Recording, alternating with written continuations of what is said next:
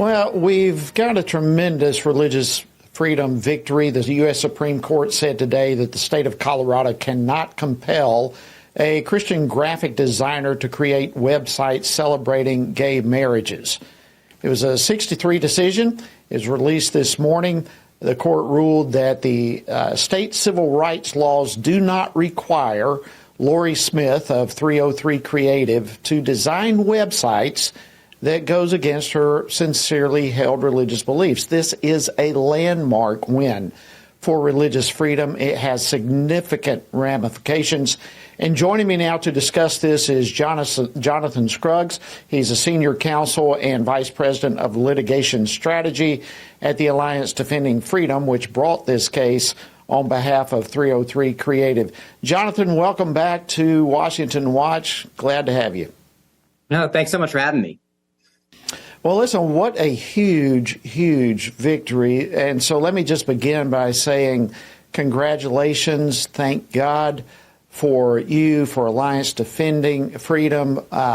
What a tremendous victory today. I can't imagine what kind of celebration there has to be with you. But what is it also like for Lorie Smith today with 303 Creative? How is she reacting? Oh, well, thank you so much. It's a great day for Lorie. It's a great day for free speech. It's a great day for the First Amendment because in no uncertain terms, the Supreme Court said the government cannot force people to say things they don't believe.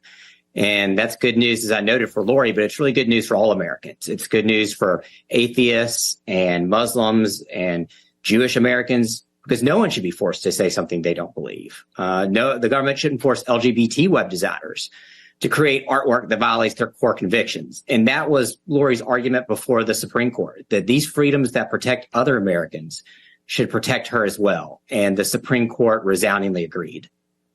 Wow, that is huge. And, you know, this is basic First Amendment rights of the United States. So if you will, Jonathan, walk us through this case. How did this thing begin? How did the whole thing move forward, getting to this point that we have such a massive decision coming out today? Walk us through the case, if you will. Well, the case began in 2016, but it really started before then. Colorado has a history of going after artists and speakers who hold certain religious views about marriage. So Lorie looked around and said, hey, I want to create websites, wedding websites celebrating marriage, but I can't. If I go into this wedding field, the government's going to come after me, much like they did to prior artists. So she went to court and basically asked the courts, what are my rights? What are my freedoms? Can I bring my religious beliefs and my beliefs about free speech into my business and operate my business consistent with my beliefs? And she lost at the lower court until it went to the U.S. Supreme Court, and we got that ruling today. Again, in a landmark ruling that came out very strongly in favor of free speech and in favor of conscience, and that really protects countless of Americans.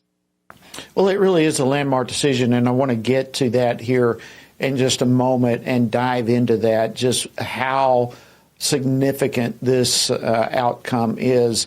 But when you talk about what you just described, I must tell you, I kind of scratched my head in wondering what in the world was a lower court thinking. What was Colorado thinking? What in the world was their argument that they thought somehow would force someone to do something against their religious convictions? What was their argument? Yeah, well, the lower court argument was that the lower court agreed with us in many respects and said that Lorie creates speech and she serves people regardless of who they are, but that because she creates unique expression, the government has a stronger interest to compel her speech, which just doesn't make any sense. You know, that's the more unique your speech is, the greater the government has a right to compel it. It just defies logic. And the Supreme Court rejected that. And in fact, okay, Colorado didn't even, go ahead. No, go ahead. The state of Colorado did not do what? And Colorado didn't even try to defend that ruling. Colorado offered its own theory that when Lorie brought her speech into the marketplace, that her words and artwork and images turned into conduct, which also makes no sense. Again, it's pretty shocking in this situation because Colorado agreed that Lorie serves people regardless of who they are. She serves those in the LGBT community. But Colorado still tried to say it had the power to force her to say something that violates her core convictions. That is shocking and dangerous. It is shocking, Jonathan. Okay, so maybe that is the foundation really for my next question as we start wrapping this thing up here in the next couple of minutes. But so the Supreme Court says basically that everything that Colorado was doing was unconstitutional, correct? Pretty much. That's right. Okay. So what were the ramifications of this decision today? How strong was the Supreme Court in making their decision, and what will be the implications and ramifications of this going forward?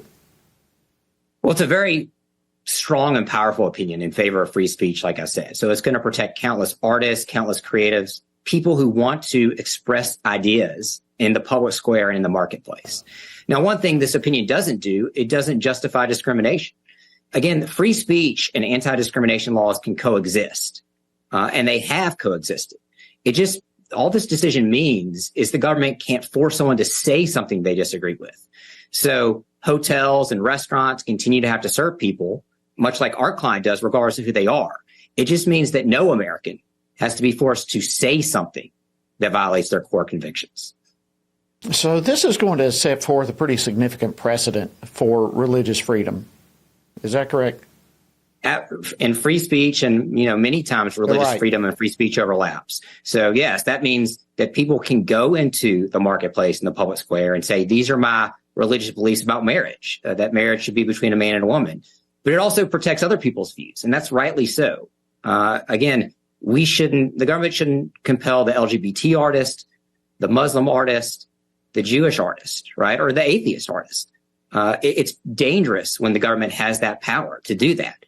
And the Supreme Court said no. And again, it's just shocking that the ACLU, the Biden administration, the state of Colorado were all saying the government had this power to compel speech.